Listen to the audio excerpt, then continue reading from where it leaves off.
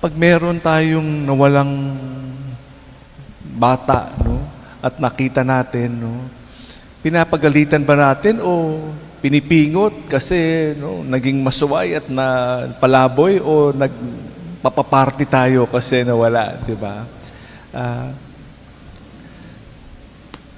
Sa atin, sa palagay ko, pag meron tayong mawalang isang tupa, no, sino sa atin maghahanap dun sa isa? Marami naman tayo, 99, di ba? 99 naman yung nandito.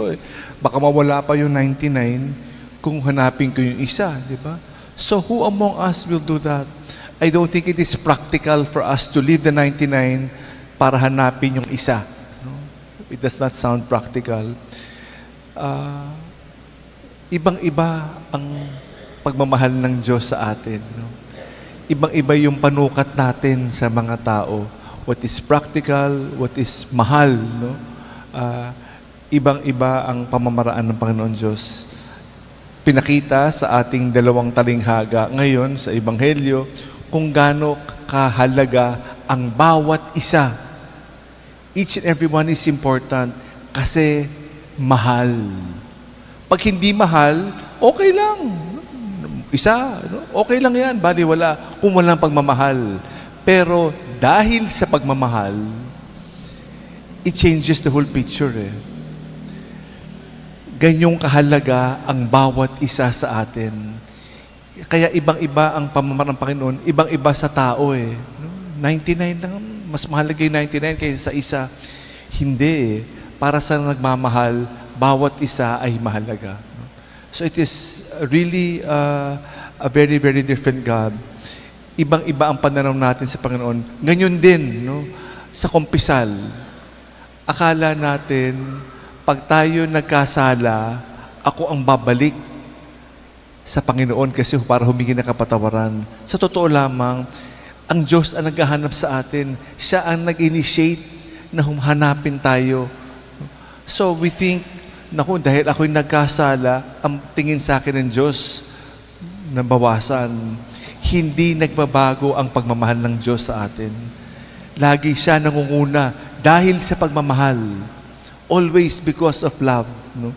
Kaya, ibang-iba ang ating Panginoon Diyos, ang pananaw natin sa Panginoon Diyos, sapagkat lahat gumagalaw dahil sa pagmamahal.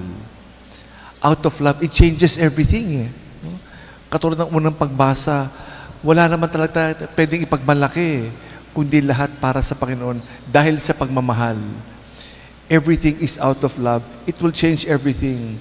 There is nothing we can brag about. Naku, nagsisimba ako, ginawa ko tong kabutihan. Hindi. Dahil sa pagmamahal, lahat will have no meaning because everything is based on love. We learn from what is important. Kaya pag sinabing mahal, no? Hindi lang love, mahal, mamahalin. It is priceless, it is costly, very, very costly. That is the price of each and every one because of God's love. Ganyan rin sana yung ating pagmamahal sa ating kapwa, sa ating sarili, katulad ng pagmamahal ng Diyos. It changes everything. The God of love. May He teach us kung paano tunay magmahal, no? At hindi yung ating mahinang pagmamahal base sa mahal mo ako, mamahalin kita.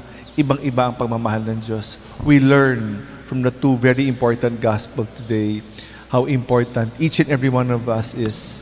Kaya wag mo sabihin, naku, isa lang naman, bali wala naman ako . Hindi. No, that is not the case because of the God of love.